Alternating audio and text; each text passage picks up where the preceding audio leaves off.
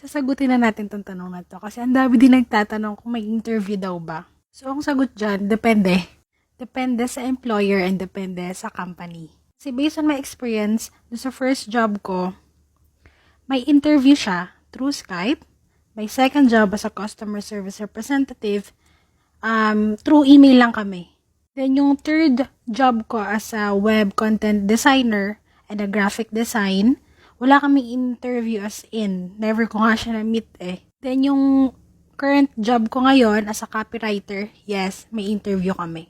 So, ang interview, pwede siyang gawin sa Zoom, sa Skype, saan pa ba? Pwedeng email lang din. And ang interview, pwedeng isang step lang, pwedeng 3 trials, pwedeng 3 steps. Depende kasi yun sa company at saka sa employer. So, ang best thing to do is to always prepare. Kung may interview man o wala, dapat prepared ka to tell them what is your strengths, what are your weaknesses, and your previous experiences, and also what is your skills. Yun lang. Thanks!